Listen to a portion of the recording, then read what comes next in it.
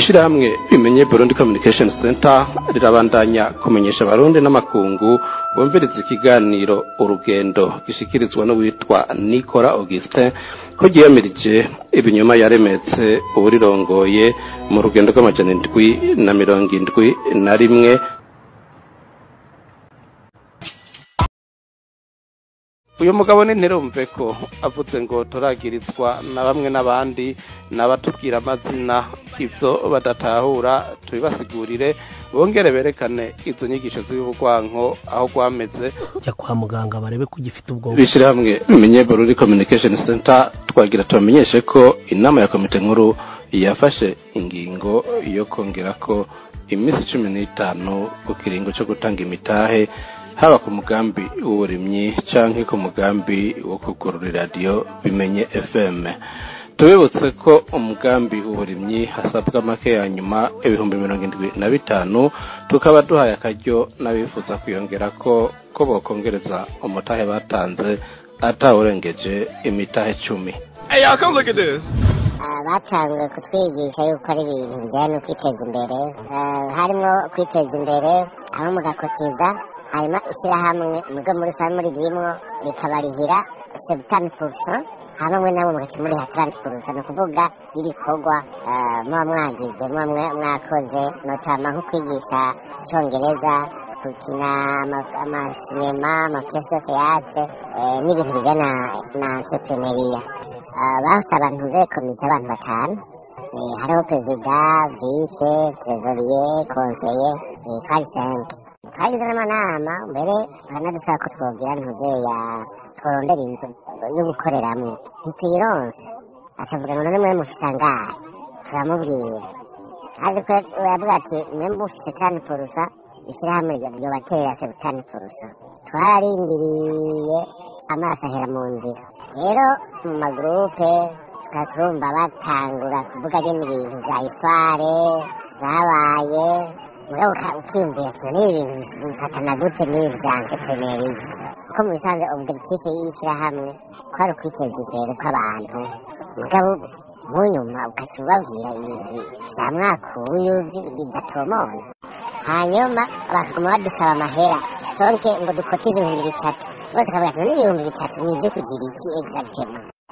Maze kuvamo groupe zose narimwo zabimenye Burundi, hari yo ku rwego rw'igihugu n'indi yo mu ntuze mu ntara bavuze bayinkuyemo. Rero abo twari kumwe ndiko ndababaza nabo nyene ati mbere mwaba mwabigumyemwo havuga y'ibiki, bambwira ati natwe twarabivuyemo twumvise ari ibintu bijyanisha abantu.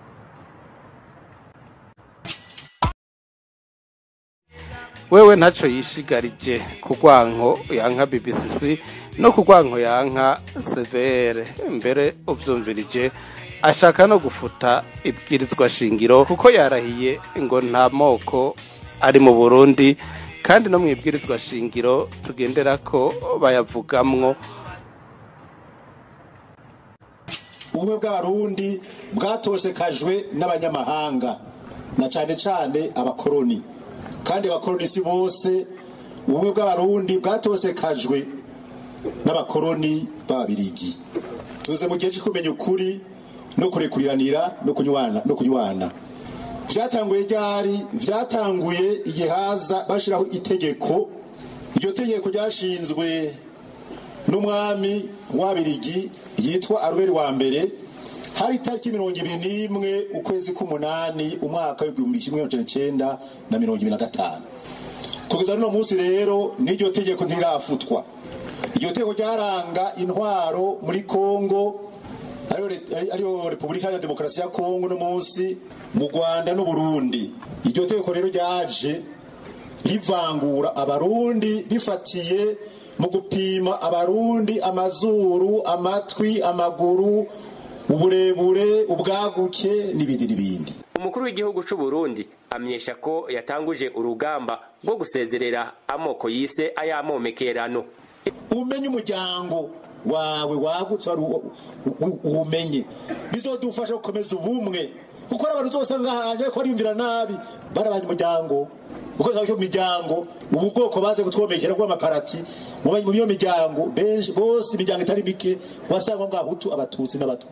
Ayo maparati rero turashaka muri kazoza tuzoyafuta tugaruka ku miryango yacu. Hey, y'all, come look at this. ashaka no gufuta ibwirizwa shingiro kuko yarahiye ngo nta moko ari mu Burundi kandi no mu ibwirizwa shingiro tugendera ko bayavugamwo. Uwo mugabo aremeza ko amaze iminsi yigisha ko atabwoko bukibaho mu Burundi, aradondagura abo yita abahinga bemeza ko atabwoko buri mu Burundi, mama ngo bigisha kuri za kaminuza. No ngaha turamusavye atubwira amazina y'abo bahinga bemeje ko atabwoko buri mu Burundi. Ikinyoma gikubitirwa hashashe, natwe tumwereke ko ubwoko buhari dukoresheje ibwirizwa shingiro. Ubwoko baze kutwomekera kwa maparati mu byo miryango benshi bose imiryango itari mike wasanga ngo abutu abatutsi n'abatwa. Ayo maparati rero turashaka muri kazoza tuzoyafuta tugaruka ku miryango yacu, ku imiryango yaruzuzanya, imiryango yarashigikirana. Ni urugamba rukomeye, ni urugamba rukomeye cyane.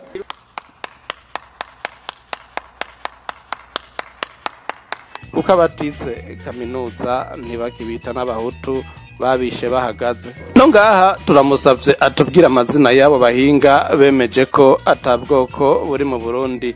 Ikinyoma gikubitirwa hashashe, natwe tumwereke ko ubwoko buhari dukoresheje ibwirizwa shingiro. Ubu bwoko baze kutwomekera kwa maparati mu byo miryango benshi bose imiryango itari mike wasanga ngo abutu abatutsi n'abatwa. Ayo maparati rero turashaka muri kazoza tuzoyafuta tugaruka ku miryango yacu, ku imiryango yaruzuzanya, imiryango yarashigikirana. Ni urugamba rukomeye, ni urugamba rukomeye cyane. Tutiriwe mbere turaja kure, umuntu atemera ibwirizwa shingiro icyo akwiye kirazwi. Mu Gifaransa bamwita umuroberi. Uno munsi nashimye kutavuga amajambo menshi kuri no mutama. Nagombye ko mwebwe nyene muri ko murakurikirana iyi nyigisho ari mwe muza gufata ijambo ubwanyuma. Umuntu wenyene yarivugiye ati muratwereka inyigisho z'ugwanko twigisha. Ati mutwereke aho go gwanko muvuga ko tubiba gwameze. Uyu mugabo ninterumve ko avuze ngo turagirizwa na bamwe n'abandi nabatubwira amazina ivyo badatahura tubibasigurire bongere berekane izo nyigisho z'ubugwanko aho gwameze. Uno munsi simvuga mwebwe nyene nimwe muza kumbwira muti umuntu yigisha ugwanko, yigisha amacakubiri, yigisha gucanishamwe abantu, canke vy'ukuri agomba kunga abarundi, agomba kunywanisha abarundi, agomba gusubiza hamwe abarundi, agomba ko abarundi batera imbere. Ivyo nimwe muza kubivuga uno munsi. Twagi mwumvirize neza. Batanguye tuvuga tuti kahise k'ibihugu karisubiriza bitumwe nuko ugwaruka rudakora, abakuze nabo batagwereka uko bashoboye gukura ku giti cy'isederi gikurira mu babaji. Hano iwacu mu Burundi twakuze tubona intambara zitaduhitanye zikaba zaradusizemwo imvune n'ibikomere vyo ku mutima. Tudondaguye intambara twaciyemwo hariho imyaka itibagirwa, iyo nayo ni nk'igihumbi n'amajana 1965, igihumbi n'amajana 1972, igihumbi n'amajana 1988, eka n'igihumbi n'amajana 1993. Iyo myaka ikaba yarasinzikaje abarundi, abandi baricwa. Mu mwaka w'igihumbi n'amajana 1965 twaraberetse ko uwo mwaka hishwa abahutu benshi cyane abize. Hari ibihugu by'ibihangange bifise umugambi wo kwirukana ubwo bwoko ku butegetsi mbere no mu gihugu kugira ngo bapfe canke bangare. Ivyo bihugu birazwi ni leta zunze ubumwe za Amerika, ubumwe bwa Buraya n'ibindi bitavyerekana cane. Hey, y'all, come look at this. J'ai répondu favorablement à l'invitation de l'Union européenne et ses États membres pour cette activité sportive, ce match de foot. Ça rentre dans le cadre des activités organisées par l'Union européenne dans le cadre de la fête de l'Union qui est célébrée le 9 mai de chaque année. Donc je répondais à cette invitation pour marquer un esprit amical avec cette union. Comme vous le savez, dans le passé, nous avons eu quelques moments difficiles, mais maintenant, cette page a été fermée. Nous avons maintenant des relations très nourries, des relations en bonne santé avec l'Union européenne et ses États membres. Donc je suis là pour marquer l'amitié, la solidarité avec l'Union. Donc c'est pour cela que j'ai répondu à cette invitation à ce match de foot. Comme vous le savez, le sport unit les peuples, le sport unit les nations. Donc nous sommes là pour cet esprit d'unité, de solidarité avec l'Union européenne. abatwara ivyo bihugu mu kubikora baca ku bwoko bw'inkehwa hano mu Burundi n'abatutsi kuko bangana ibice 15 kwijana mu myaka yaheze 1965 eka 72 byarabonetse ko baronse ubufasha bw'abo bazungu abatutsi bashobora kwica abahutu benshi hafi yo kubamara kandi ntibahanwe ahubwo bagakingirwa n'ingingo z'amasentare na Interpol kuko baheza kubikora bagaca bigira kuba mu bihugu vyabatumye leta zunze ubumwe za Amerika Canada n'ubumwe bwa Buraya abakoze ivyo mu Burundi kuva 1965 benshi bahavuye baja kwibera muri ivyo bihugu aho bashitseyo babandanya batyoza ubwoko bw'abahutu biboneka ko bawufitiye inzigo kuba bwarashoboye kwigwanira mu 1993 gushika mu mwaka wa 2002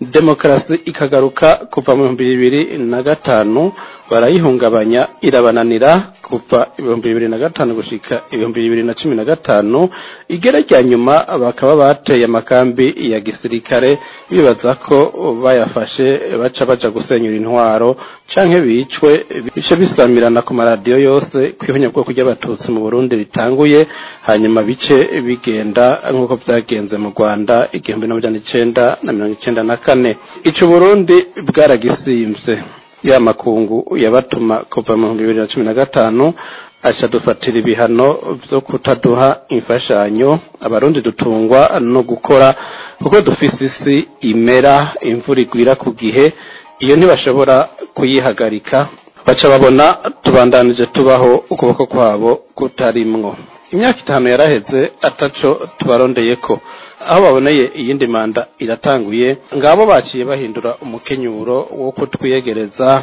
ubugenzi busubire bube nka kera kubera bazi ko benshi mu barugwanye bariko barakukuruka mbere n'abatari abasirikare iyi manda y'imyaka 7 ishobora guhera baragiye mu karuhuko kabageze mu zabukuru aho mu zabukuru nyene niho bashobora kubatsinda kuko bateguye abiwabo natwe tutariko turategura abiwacu haba mu kugwanya bwa bujuju twavuga bwa bunebwe mu gwaruka eka mbere no kugwanya akarenganyo iciswe Senario Rwanda 1994 abarundi turavye nabi cokoreshwa no ngaha mu Burundi u Rwanda rwari rufise impunzi zanse guhunguka kandi mu gihugu harabayo n'abandi batutsi atawa bajugwara zo mpunzi nizo zagizwe iturufu n'amakungu Museveni azigisha ivya gisirikare benshi mu bari muri FPR bakaba babanje kuba basoda bo Buganda none n'igiki cemeza abarundi ko abatutsi bahunze u Burundi 2015 ubu batoba barashizwe mu gisoda c'u Rwanda canke cyo Buganda hari n'abari kwiga amashuri maremare barehigwa n'imfashanyo z'ayo makungu niki twemeza ko batiga n'ivya gisirikare ikindi kibabaje abarundi biboneka neza ko basize bakoze ivyaha mu Burundi mu mwaka wa 2015 barahawe indaro n'ibihugu twavuga ko bidakunda abahutu bo mu Burundi igituma tuvuga ko bitabakunda nuko vyari bikorana na leta z'abahima babishe kuva 1965 eka mbere gushika mu 2005 kandi abari ku rugamba barazi ko kugira rutangure gushika ruhere atanu rusasu na rumwe ivyo bihugu vyaterereye abahutu ahubwo n'abapfuye bahitanywe n'ibigwanisho bari barungikiye abahima bari ku butegetsi wibaza rero ko bamukunda kubera yahindutse umutegetsi ubwo rukundo utigeze urubona ugitunzwe n'ubwiza bw'ishamba ugitunzwe n'amagoma wose aho bavyiriye uburo ugitunzwe n'ubwishaza bwokeje hamwe wofata kubwa rukundo wobuhemukiye bene wanyu mukorohereza umwansi gusubira kugifata Yeah, come look at this. Ndayishimiye akaba yitwa Sebarundi azotegereza gusinya itegeko ryemeza ko ubwoko bw'abahutu bubaho nuko bwakorewe ihonyabwoko. Nta buhemu bwoba busumba ubwo. Ikibazo umurundi wese ashobora kwibaza ni kubera iki ikambi z'impunzi zirimwo abarundi zikihari atantambara iri mu Burundi. Mbega makungu ntabona ko ubutegetsi bwo mu Burundi bushobora kubakingira nkuko natwe budukingiye. Nivyo mu mategeko nta uhungura impunzi ku nguvu, ariko nta n'ukwiye kwemererwa kwitwa impunzi ku nguvu mu gihe aterekanye neza kwica hunga ari icukuri.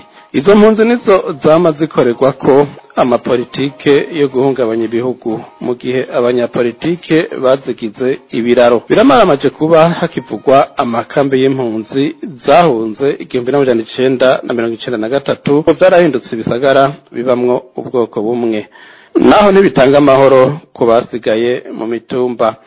Leta yafashe ingingo yo kubahungishiriza muri ivyo bigwati by'ubwoko bumwe, niyo ishobora gufata ingingo yo kubahungura hakenewe ibigwati, naho ayo makambi y'impunzi bakayabiriza abarundi bahegereye bagahabwa amatongo bakahubaka hatarabwe ubwoko. Abarundi bahungiye hanze nabo leta ikavugana n'ibihugu bikibaha indaro nishira hamwe HCR bose bagahunguka guteza imbere Burundi. Abanyapolitike nabo biboneka ko bakibinyegeza nyuma mu gukina iyo politike bagahungurwa hakurikijwe amategeko. Uwakoze ivyaha akabazwa mu butungane, udashaka kugaruka nawe akavuga ikindi kimugumije mu mahanga atitwaje ngo mu Burundi hari ku butegetsi abadashaka ko nibo batowe mu mwaka wa 2020. Abo yumva ashaka nabo azobatore, amatora niyasubira kugera canke nawe nyene yitoze, abarundi bamushimye bamutore.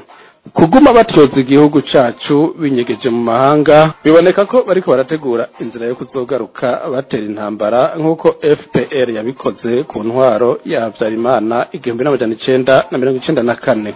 Ni kubera iki ibihugu barimwo ari bigenzi by'u Burundi, mugabo leta y'u Burundi yasohoye imitahe mpuzamakungu ntihafatwe n'umwe? Kubera iki batyoza abategetsi bacu amareta y'ibihugu barimwo ntababuze, ariko ivyo bihugu bikaguma vyiyita ibigenzi by'u Burundi?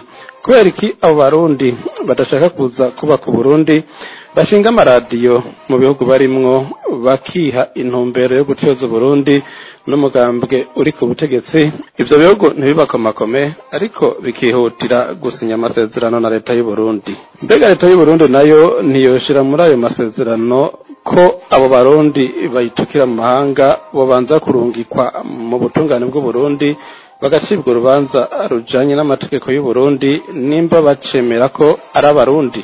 Ivyo byose nihwa turiko turubakira ko Uburundi, kandi ejo tukabiraga abana bacu ntitwibaze ngo bazobishobora. Natwe byaratunaniye, aho iryo hwa rizoba zibura na rirya batamenyereye guca mu mahwa canke kwambara urugori rw'amahwa. Yavuze vyinshi, ariko nshimye guhagarikira ngaha kumvo z'umwanya. Murumvise icigwa yariko aratanga, murumva n'ivyo yipfuza kuraga urunganwe rushasha. Ikibazo rero ngoma ndababaze niki: mwebwe barundi kazi mwariko murakwirikirana iyi nyigisho y'uyu muntu, mwumva koko ari inyigisho yunga imitima y'abarundi? Mwumva koko ari inyigisho isubiza hamwe abarundi? Mwumva koko ari inyigisho ihumuriza? Canke mwumvise ari inyigisho y'urwango, ari inyigisho y'amacakubiri, ari inyigisho ibiba ukwinubana mu barundi? Ijambo ni igiwanyu. Igice ca mbere coco nibaza yuko mwagitahuye neza. Mu minsi heze namye ndabereka ukuntu abanyisirayeli bakoze don de fer. Nimba mwibuka ico cigwa don de fer, murumva icarico. Don de fer ni ibi bikoresho bishobora gusambura misile mu gitewe mu kirere. Amajambo ya Tade rero nimba atari gutahura guke mfise, ndabona yuko ari virisi mu barundi, cane cane murunganwe rushasha. Izi nyigisho z'uyu mutama n'ukuri mwumva zijanye n'igihe? Reka ngire ko ndababaze n'akabazo gatoya. Umuhisi Perezida Petero Nkurunziza batazira sogokuru yoba yari kijuju mu kuvuga ati mu Burundi hari ubwoko bw'amomekerano tubwirizwa kubukuraho. Umukuru w'igihugu Varisito Ndayishimiye ati hariho abantu bakigwaye ingwara y'ubwoko. Aha mu baba bagwaye ingwara y'amacakubiri Perezida Ndayishimiye yoba yaravuze aha Tade yosigara wese umugwayi. Ivyo umukuru w'inama nkenguzamateka yavuze ati vyoba vyiza dukuyeho ibi vy'amoko. Umukuru w'inama nkenguzamateka yoba ari kijuju nimba abo bose bavuze ivy'ukuri. Ivyo bavuze bikaba bihushanye n'ivyo Tade yigisha. Kubera iki Tade atokurikiranwa imbere y'ubutungane kubera inyigisho mbi atanga, inyigisho zibibugwanko? Kubera iki yo kwigisha ibitandukanye n'ivyo abategetsi bigisha? Nibaza ko namwe muzogira ico mubivuzeko. Murumva yuko agomba no kugira radio mu gihugu azokwamacisha ko izi nyigisho. Murumva ko aterereza hirya no hino kugira ngo ashinge iyo radio. Ndumva yuko atinya ko ivy'ubwoko twobirandura mu Burundi, ariko ndumva nemejwe mu mutima ko nitwabisambura tukabikuraho atakibi tuzoba dukoze. Tuzoba dukingiye amavirisi urunganwe ruriho n'uruzoza. Nibaza yuko utu tubazo muza kutwishura. Imana nibahezagire mwese. Reka twibananize gwa rugendo rwacu maze tugaruze umunezero Satani yatunyaze. Umuntu atarashika mu ishuri ry'abarundi bose turamuhaye kaze. Iki cigwa tukibahaye kugira ngo mwebwe nyene abari mwe mucu rubanza. Natwe tubibutse yuko tukiri muri ryasekeza ryo guterereza kugira ngo tugure ivyuma bidufasha gusambura inyigisho za Tade zibibugwanko eka mbere n'abandi bose tutiriwe turadondagura uno musi.